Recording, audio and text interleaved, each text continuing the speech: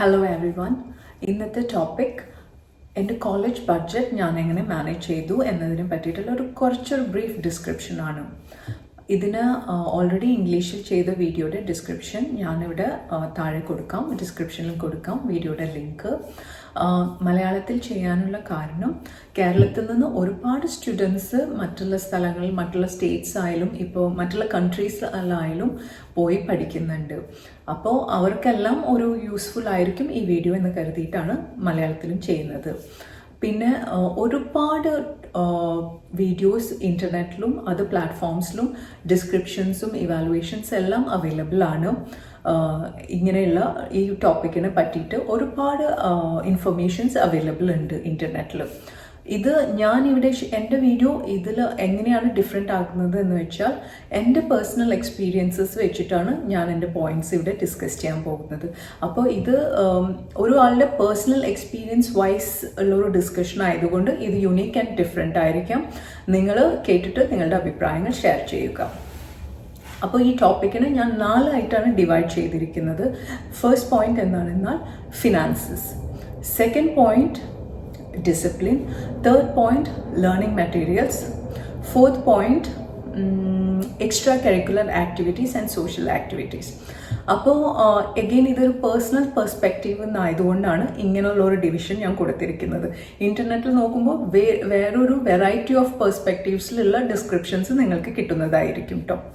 അപ്പോൾ ഈ ഫിനാൻസസിനെ എഗെയിൻ എങ്ങനെയാണ് ഡിവൈഡ് ചെയ്യുന്നത് വെച്ചാൽ ഒരു വ്യക്തിയുടെ ബേസിക് റിക്വയർമെൻറ്റ്സ് എന്താണ്? താമസം, ഭക്ഷണം, വസ്ത്രം. അപ്പോൾ അതിനോടൊപ്പം തന്നെ ട്രാൻസ്പോർട്ടേഷനും. അപ്പോൾ ഫിനാൻസസിനെ ഞാൻ 4 ആയിട്ട് ഡിവൈഡ് ചെയ്തിരിക്കുകയാണ്: താമസം, ഭക്ഷണം, വസ്ത്രം ആൻഡ് ട്രാൻസ്പോർട്ടേഷൻ. അപ്പോൾ ഞാൻ ഓപ്റ്റ് ചെയ്തത് ഒരു ഹോസ്റ്റലാണ്.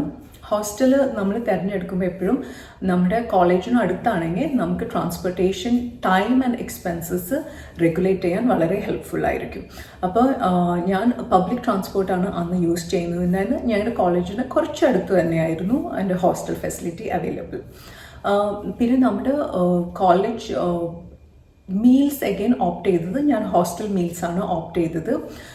ആൻഡ് കുക്കിങ്ങിന് പോകാതിരിക്കുന്നതായിരിക്കും നല്ലത്. ആൻഡ് എസ്പെഷ്യലി ഇത് ഞാൻ 12th കഴിഞ്ഞിട്ടുള്ള കോളേജിനെ പറ്റിയിട്ടാണ് കേട്ടോ. പോസ്റ്റ് ഗ്രാജുവേഷൻ കോഴ്സിനെയല്ല, ഗ്രാജുവേഷൻ കോഴ്സിൽ മാനേജ് ചെയ്തതിനെ പറ്റിയിട്ടാണ് സംസാരിക്കുന്നത്.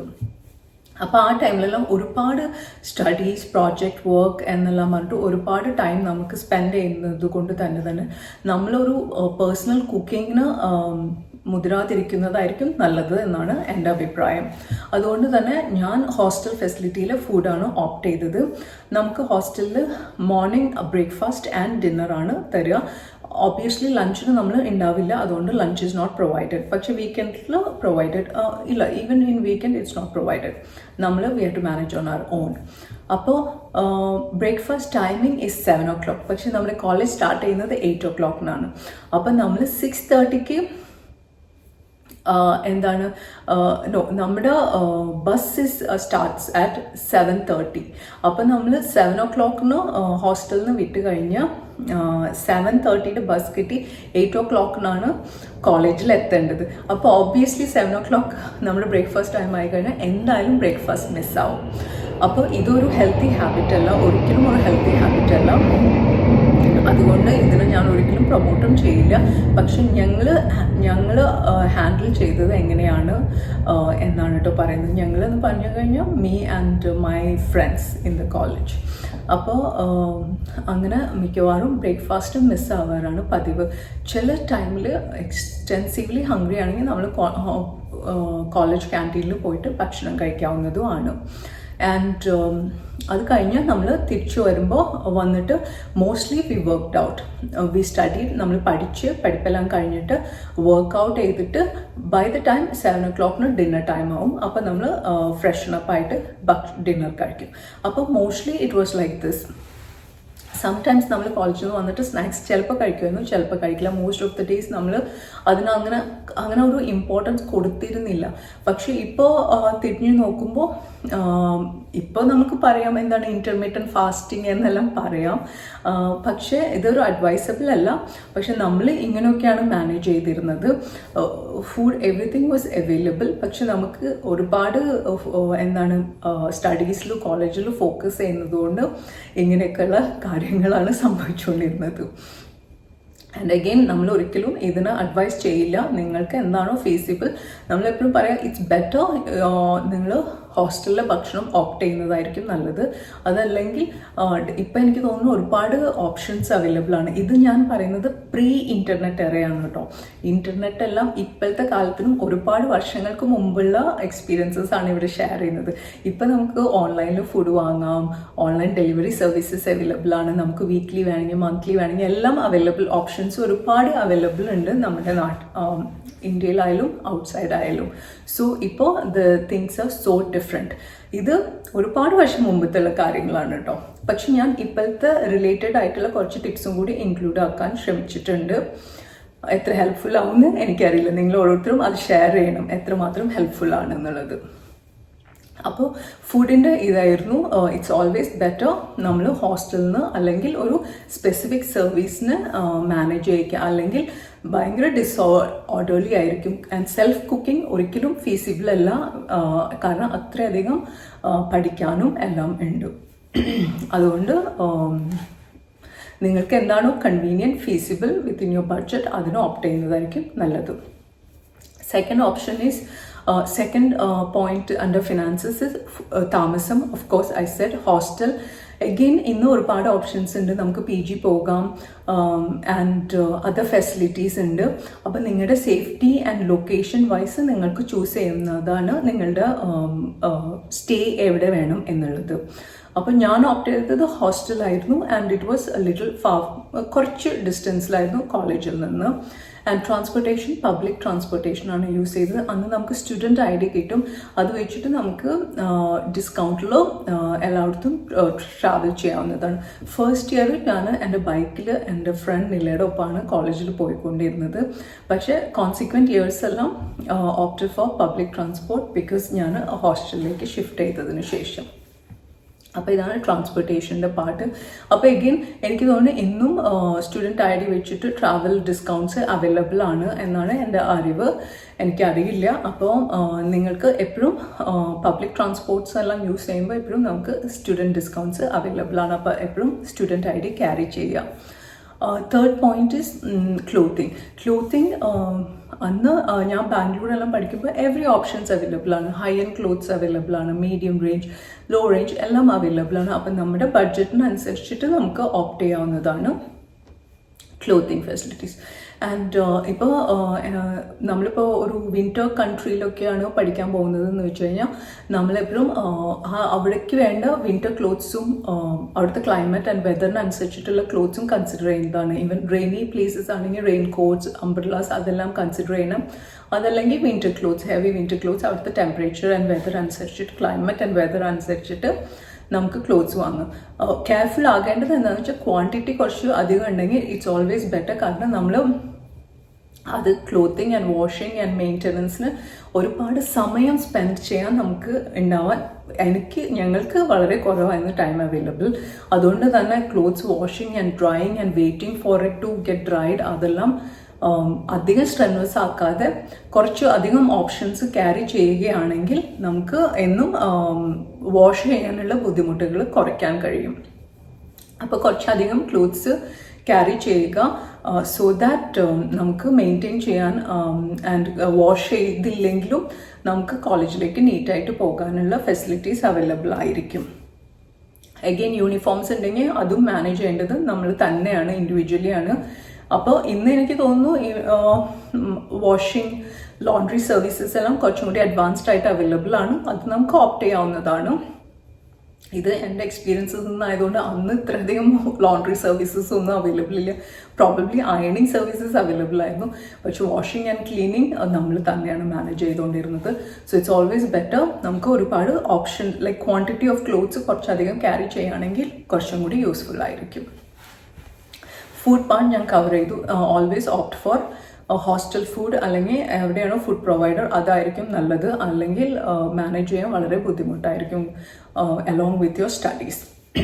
സോ അണ്ടർ ഫിനാൻസസ് നമ്മൾ കവർ ചെയ്തത് stay, transportation, food and clothing. അടുത്ത പോയിന്റ് എന്താണ്? ഡിസിപ്ലിൻ. ഇപ്പോൾ ഡിസിപ്ലിൻ എന്ന് പറഞ്ഞു കഴിഞ്ഞാൽ നമ്മളൊരു ബഡ്ജറ്റ് മെയിൻറ്റെയിൻ ചെയ്യണം. അതല്ലെങ്കിൽ നമുക്ക് ഞങ്ങളുടെ എക്സ്പീരിയൻസ് വെച്ചിട്ട് നമ്മൾ ഒരു weekly budget and monthly budget and of course annual budget and ഇതെല്ലാം സ്റ്റാർട്ട് ചെയ്യുന്നതിന് മുമ്പ് തന്നെ നമ്മളൊരു ഫിനാൻഷ്യൽ അൽഗോറിതം എല്ലാം ഉണ്ടാക്കി റെഡിയാക്കി വെച്ചിരിക്കണം അല്ലേ.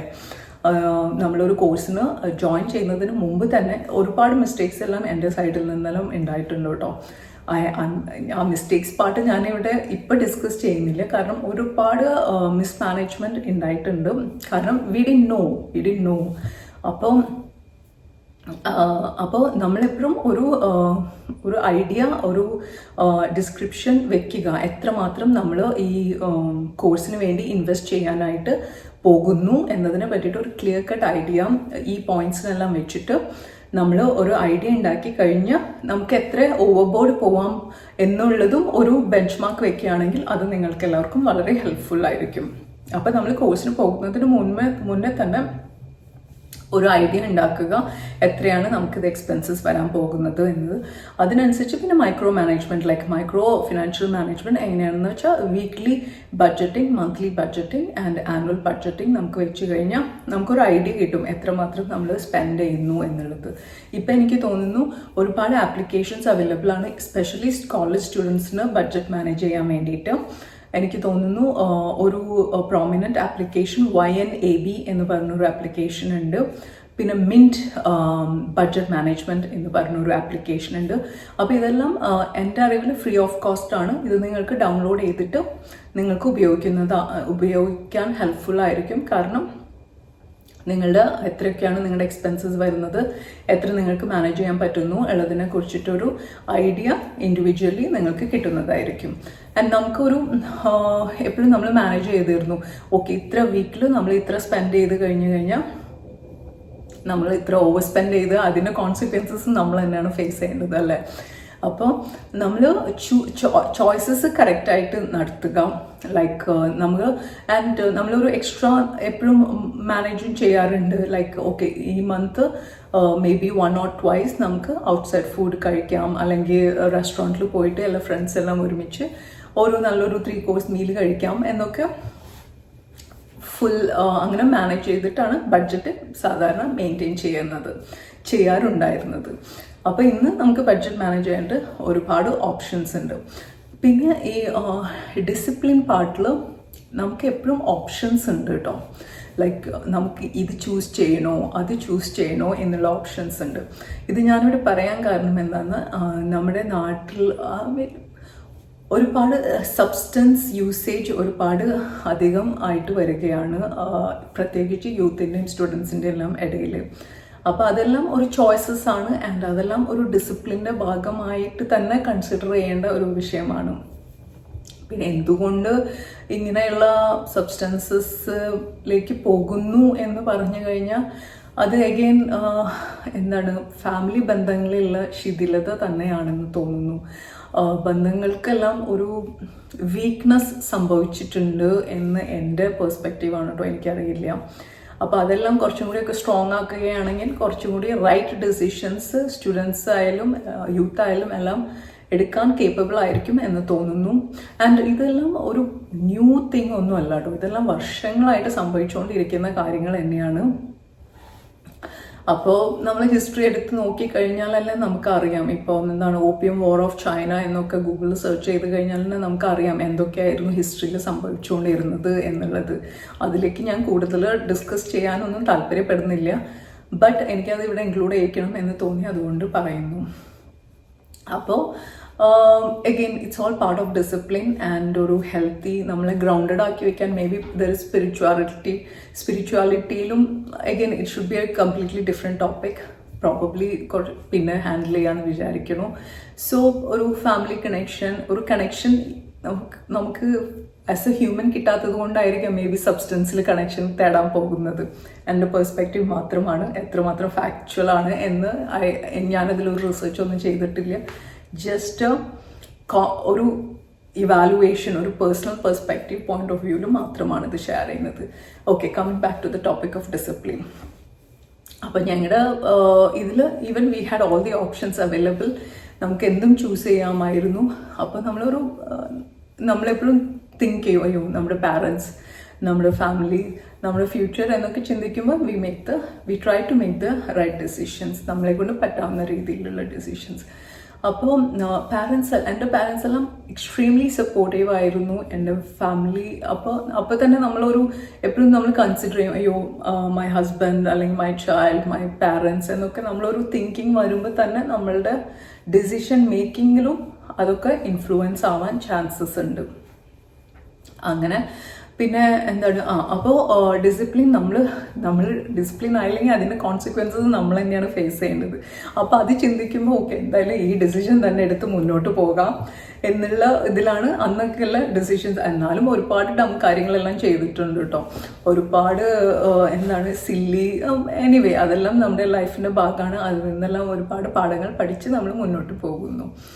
അപ്പോൾ ഡിസിപ്ലിൻ ഒരു വളരെ ഇമ്പോർട്ടൻ്റ് ആയിട്ടുള്ള കാര്യമാണ്. നമ്മളെ കൊണ്ട് പറ്റാവുന്ന രീതിയിൽ നമ്മൾ ഡിസിപ്ലിൻഡ് ആവുകയാണെങ്കിൽ നമുക്ക് കുറച്ചും കൂടി റൈറ്റ് ഡിസിഷൻസ് എടുത്ത് കോളേജ് ഓൺ ടൈമിലെല്ലാം ഫിനിഷ് ചെയ്യാനും അധികം ക്യാരി ഓവേഴ്സ് ഇല്ലാതെ പെട്ടെന്ന് എക്സാംസ് പാസ് ചെയ്ത് കോഴ്സ് കംപ്ലീറ്റ് ചെയ്ത് നെക്സ്റ്റ് സ്റ്റെപ്പിലേക്ക് പോകാനൊക്കെ ഡിസിപ്ലിൻ വളരെ അത്യാവശ്യമായിട്ടുള്ളൊരു കാര്യമാണ്. അപ്പോൾ തേർഡ് പോയിന്റ് എന്താണെന്ന് വെച്ചാൽ ലേണിംഗ് മെറ്റീരിയൽസ്.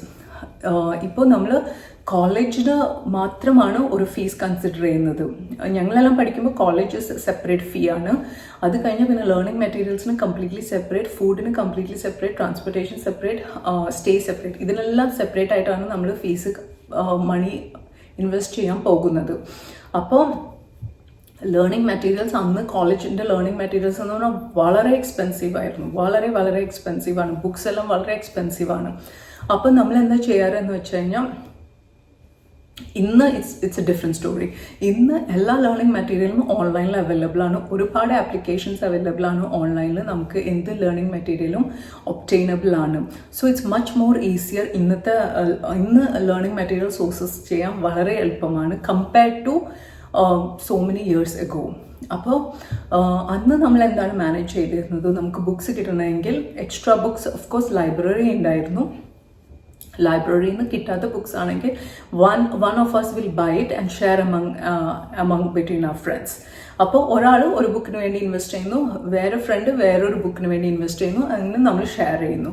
അതൊരു ഓപ്ഷൻ ആയിരുന്നു. പിന്നെ apart from I'm talking about the additional books other than the actual textbooks. Okay, ഇപ്പം നമുക്ക് വല്ല റെഫറൻസ് മെറ്റീരിയലോ അങ്ങനെ എന്തെങ്കിലും വേണമെന്നുണ്ട് അഡീഷണൽ ബുക്സ് സോഴ്സ് ചെയ്യണം എന്നുണ്ടായിരുന്നെങ്കിൽ നമ്മൾ അതിന് അഡീഷണൽ ഇൻവെസ്റ്റ് ചെയ്യുന്നതിന് പകരം ഒരാൾ ഒരു ബുക്ക് വാങ്ങിയിട്ട് നമ്മൾ ഷെയർ ചെയ്യുമായിരുന്നു. പിന്നെ നമ്മൾ സെക്കൻഡ് ഹാൻഡ് മാർക്കറ്റ്സ് ഉണ്ടായിരുന്നു. ബുക്സിൻ്റെ സെക്കൻഡ് ഹാൻഡ് മാർക്കറ്റ്സ് ത്രൈവിങ് ആയിരുന്നു അന്ന് ബാംഗ്ലൂർ. അപ്പം നമ്മൾ ബുക്സ് അവിടെ നിന്ന് വാങ്ങാം. It's used books. അപ്പോൾ നമുക്ക് പ്രൈസസ് ഭയങ്കര കുറവായിരുന്നു compared to the new books വാങ്ങുന്നതിനേക്കാളും. അത് നമുക്ക് ഉപയോഗിച്ച് കഴിഞ്ഞാൽ അത് നമുക്ക് യൂസ്ഫുൾ അല്ല ഫ്യൂച്ചറിലേക്ക് എന്ന് അറിഞ്ഞു കഴിഞ്ഞാൽ നമുക്കതിനെ ആ മാർക്കറ്റിൽ തന്നെ കൊണ്ടുപോയി സെൽ ചെയ്യുകയും ചെയ്യാം, റീസെയിൽ ചെയ്യുകയും ചെയ്യാമായിരുന്നു. അപ്പോൾ അതൊരു ഫിനാൻഷ്യൽ മാനേജ്മെൻറ്റിൻ്റെ ഒരു നല്ലൊരു ഓപ്ഷനായിരുന്നു. അത് ഒരു ബുക്സ് ലൈബ്രറി കഴിഞ്ഞിട്ട് പിന്നെ സെക്കൻഡ് ഓപ്ഷൻ വാസ് ഒരാൾ ബുക്ക് വാങ്ങിയിട്ട് ഷെയർ ഇറ്റ് അമംഗ് ഫ്രണ്ട്സ്. പിന്നെ തേർഡ് ഓപ്ഷൻ നമ്മൾ യൂസ്ഡ് ബുക്സ് മാർക്കറ്റിൽ നിന്ന് ബുക്സ് സോഴ്സ് ചെയ്യുക എന്നുള്ളത് ഒരു ഓപ്ഷൻ. പിന്നെ നമ്മൾ കമ്പൈൻ സ്റ്റഡി ട്യൂഷനെല്ലാം നമ്മൾ ഓപ്റ്റ് ചെയ്യാനുള്ള ഓപ്ഷൻസ് ഉണ്ടായിരുന്നില്ല അന്ന്. അത്രയും ട്യൂഷൻ സെൻറ്റേഴ്സ് കോളേജസിനൊന്നും അത്രയൊന്നും അവൈലബിൾ ഉണ്ടായിരുന്നില്ല. അതുകൊണ്ട് we didn't go for tuitions or anything of that sort. നമ്മൾ കമ്പൈൻ സ്റ്റഡിയിൽ നമ്മൾ മേഡ് ഷുവർ നമ്മൾ ഗ്രില്ലിംഗ് തന്നെയായിരുന്നു. ഫുൾ സ്റ്റഡി എന്നുള്ള ഫോക്കസ് ചെയ്തിട്ട് and apart from that final year നമുക്ക് പ്രോജക്ട്സും ഉണ്ട്. അപ്പോൾ നമ്മുടെ friend group Nila, Manjima, Bindu, Julie, Abhishek, Aneesha എന്നൊക്കെ പറഞ്ഞിട്ട് എല്ലാവരും നമ്മൾ പരസ്പരം സപ്പോർട്ട് ചെയ്തിട്ട് മേക്ക് ഷുവർ നമ്മൾ പ്രോജക്റ്റ് ഗോട്ട് ത്രൂ ചെയ്തു, വൈവ ഗോട്ട് ത്രൂ ചെയ്തു, എന്താണ് പ്രാക്ടിക്കൽസ് ഗോട്ട് ത്രൂ ചെയ്തു, ആൻഡ് എക്സാംസ് എല്ലാം അറ്റ്ലീസ്റ്റ് ഫസ്റ്റ് അറ്റംപ്റ്റിൽ മാക്സിമം ക്ലിയർ ചെയ്യാൻ പറ്റുന്നത് ക്ലിയർ ചെയ്യുക എന്നൊക്കെ നമ്മൾ ഭയങ്കര combine study and group effort എടുത്തിട്ട് തന്നെയാണ് നമ്മളെല്ലാം. അപ്പോൾ നല്ലൊരു ലേണിംഗ് എൻവയൺമെൻറ്റ് ക്രിയേറ്റ് ചെയ്യുകയാണെങ്കിൽ ആൻഡ് ഫോക്കസ്ഡ് ആയിട്ട് അതിൽ മുന്നോട്ട് പോവുകയാണെങ്കിൽ നമുക്ക് പെട്ടെന്ന് കോളേജ് ഫിനിഷ് ചെയ്യാം അരിയേഴ്സ് ഇല്ലാതെ തന്നെ. അപ്പോൾ ലേണിംഗ് മെറ്റീരിയൽ എൻ്റെ എക്സ്പീരിയൻസസിൽ ഇതൊക്കെയാണ് ഞങ്ങൾ മാനേജ് ചെയ്തത്. ആൻഡ് ഫോർത്ത് പോയിന്റ് എന്താണെന്നാൽ extra curricular activities and social activities. അപ്പോൾ കോളേജ് എന്ന് പറഞ്ഞാൽ തന്നെ നമ്മുടെ extra curricular and social activities അതിൻ്റെ ഒരു ഭാഗം തന്നെയാണ് അല്ലേ. നമ്മൾ 3-4 ഇയേഴ്സ് ഒരു കോളേജ് എൻവയൺമെൻറ്റിൽ പഠിക്കുക എന്ന് പറഞ്ഞു കഴിഞ്ഞാൽ അത് നമ്മളെ ഒരു കോർപ്പറേറ്റ് എൻവയൺമെൻറ്റ് ആൻഡ് ലേറ്റർ ലൈഫിലേക്ക് വേണ്ടിയിട്ട് നമ്മൾ മോൾഡ് ചെയ്യാൻ പോവുക തന്നെയാണ്. അപ്പോൾ അതിനെ മാക്സിമം യൂട്ടിലൈസ് ചെയ്യാൻ, നമുക്ക് കഴിവുകളുണ്ടോ കഴിവുകളില്ലേ, എനിക്കിതിൽ ഗുഡ് ആണോ ബാഡ് ആണോ എന്നൊന്നും ചിന്തിച്ച് മടിച്ചു നിൽക്കേണ്ട ആവശ്യമൊന്നുമില്ല. എന്തൊക്കെ പ്രോഗ്രാംസ് ഉണ്ടോ അതിലെല്ലാം പാർട്ടിസിപ്പേറ്റ് ചെയ്യാം. നമ്മൾ കുറേ മണ്ടത്തരങ്ങളും പൊട്ടത്തരങ്ങളും എല്ലാവരുടെ കയ്യിലുണ്ട്, എല്ലാവർക്കും പറ്റും, അതൊക്കെ ലൈഫിൻ്റെ ഭാഗമാണ്. എനിക്കും പറ്റിയിട്ടുണ്ട് ഒരുപാട് മണ്ടത്തരങ്ങളും പൊട്ടത്തരങ്ങളും എല്ലാം. പക്ഷേ എന്തായാലും മാക്സിമം നമുക്ക് പാർട്ടിസിപ്പേറ്റ് ചെയ്യാൻ പറ്റുന്ന കാര്യങ്ങൾ പാർട്ടിസിപ്പേറ്റ് ചെയ്യുക. എലക്ഷൻസ് ഉണ്ടെങ്കിൽ അവിടെ നിൽക്കുക, അല്ലെങ്കിൽ നമ്മൾക്ക് ഇഷ്ടമുള്ള കാൻഡിഡേറ്റിന് വേണ്ടിയിട്ട് ക്യാമ്പയിൻ ചെയ്യാം. അങ്ങനെ ഒരുപാട് കാര്യങ്ങൾ ആക്ടിവിറ്റീസിൽ നമ്മൾ നമ്മൾ അതിൽ നിന്ന് ഒരുപാട് കാര്യങ്ങൾ പഠിക്കാൻ നമുക്ക് ഹെൽപ്പ് ചെയ്യുന്നതായിരിക്കും. അപ്പോൾ extra curricular activities and social activities ഒക്കെ ഉണ്ടെങ്കിൽ എന്തായാലും പാർട്ടിസിപ്പേറ്റ് ചെയ്യാം, അതിൻ്റെ ഒരു എക്സ്പീരിയൻസ് എടുക്കാം. ആൻഡ് തെറ്റുകൾ സംഭവിച്ചാൽ ഇറ്റ്സ് ഓക്കെ, ജസ്റ്റ് അതിൽ നിന്ന് പഠിക്കാനുള്ള പാഠങ്ങൾ എടുത്ത് പഠിച്ച് മുന്നോട്ട് പോവുക. അപ്പോൾ ഇതൊക്കെയാണ് കോളേജ് മാനേജ്മെൻറ്റിൽ എനിക്ക് ഇവിടെ ഷെയർ ചെയ്യാൻ ആഗ്രഹിക്കുന്ന ചില പോയിന്റ്സ്. ഞാനിതിനെ ഒന്നും കൂടി സമ്മറൈസ് ചെയ്ത് പറയാം. അപ്പോൾ കോളേജ് ബഡ്ജറ്റിലെ മെയിൻ 4 പോയിന്റ് എന്തൊക്കെയാണെന്ന് വെച്ചാൽ finances, second one discipline, third one learning materials, fourth one extra curricular activities and social activities. അപ്പോൾ ഫസ്റ്റ് വൺ ഫിനാൻസസിനെ നമ്മൾ 4ആയിട്ട് ഡിവൈഡ് ചെയ്യുന്നു. ഫുഡ്, ഭക്ഷണം, വസ്ത്രം, ട്രാൻസ്പോർട്ടേഷൻ ആൻഡ് സ്റ്റേ, താമസം. അപ്പോൾ ഇങ്ങനെ 4ആയിട്ട് ഡിവൈഡ് ചെയ്തിട്ട് നമ്മുടെ ബഡ്ജറ്റിനെ അങ്ങനെ മാനേജ് ചെയ്യേണ്ടതാണ്. സെക്കൻഡ് വൺ ഡിസിപ്ലിൻ ആണ് മെയിൻ. ഇതിപ്പോൾ നമ്മൾ ഡിസിഷൻസ് എടുക്കുന്നതായാലും പഠിക്കുന്നതായാലും എല്ലാം നമ്മളൊരു ആൻഡ് മണി മാനേജ്മെൻ്റ് ആയാലും നമ്മൾ വളരെ ഡിസിപ്ലിൻഡ് ആയാൽ മാത്രമാണ് ഒരു 3-4-5 ഇയേഴ്സ് നമുക്ക് അതിനെ കോളേജിനെ മെയിൻറ്റെയിൻ ചെയ്ത് കൊണ്ടുപോയി മാനേജ് ചെയ്ത് ഫിനിഷ് ചെയ്യാൻ പറ്റുള്ളൂ. അതുകൊണ്ട് discipline every day through out months, weeks, years നമ്മളത് ഡിസിപ്ലിൻഡായി കറക്റ്റ് ഡിസിഷൻസ് എടുത്ത് മുന്നോട്ട് പോകാൻ ശ്രമിക്കുക. ആൻഡ് അഗെയിൻ സബ്സ്റ്റൻസസ് എല്ലാം അവൈലബിൾ ആണ്, എല്ലാ കാലത്തും അവൈലബിൾ ആണ്. അപ്പോൾ എപ്പോഴും ഒരു ഡെസിഷൻ മീൻസ് അത് സബ്സ്റ്റൻസ് വേണോ, ബുക്സ് വേണോ, ഡിഗ്രി വേണോ എന്നൊക്കെ ഒരു മൂമെൻറ്റ് എടുത്ത് തിങ്ക് ചെയ്ത് ഡെസിഷൻസ് എടുക്കുക. ഒരു ഡിസിപ്ലിൻ ലൈഫ് ആണെങ്കിൽ കുറച്ചും കൂടി ഈസിയറായിട്ട് നമുക്ക് ലൈഫ് മാനേജ് ചെയ്യാൻ പറ്റുമെന്ന് ഞാൻ കരുതുന്നു. നിങ്ങളുടെ ഒപ്പീനിയൻസ് ഷെയർ ചെയ്യുക. Third point is study materials. ഇന്നത്തെ കാലത്ത് ഒരുപാട് ഓപ്ഷൻസ് അവൈലബിൾ ആണ്. ഓൺലൈനിൽ തന്നെ ഒരുപാട് ബുക്സ് ആൻഡ് റെഫറൻസസ് അവൈലബിൾ ആണ്. അതിനെപ്പറ്റി ഓൺലൈൻ റെഫറൻസസിനെ പറ്റിയിട്ട് ഞാൻ വേണമെങ്കിൽ ഒരു സെപ്പറേറ്റ് വീഡിയോ തന്നെ ഉണ്ടാക്കാം, എവിടെ നിന്നൊക്കെ നമുക്ക് ഓൺലൈനിൽ ബുക്സിനെ സോഴ്സ് ചെയ്യാം എന്നതിനെ കുറിച്ചിട്ട്. So learning materials, we used to go for combined studies. It's very effective. Second one, source used study materials. Third one, library, of course. Fourth one of the friends buy the book and share it among your friend group. അപ്പോൾ ഇതാണ് study മെറ്റീരിയൽസിന്. പിന്നെ fourth one extra curricular activities and social activities. എല്ലാവർക്കും അത് it's a next step, taking you to the next step in training you towards ഒരു corporate life and even life in general നമ്മൾ train ചെയ്യാനായിട്ട് help ചെയ്യുന്ന കാര്യങ്ങളാണ് social activities and extra curricular activities in schools and colleges. അപ്പോൾ എല്ലാവർക്കും ഇത് useful ആയിരിക്കും എന്ന് കരുതുന്നു. നിങ്ങളുടെ suggestions and comments are always welcome and thank you for your time. Bye. I thought I'll include a pic from my college graduation.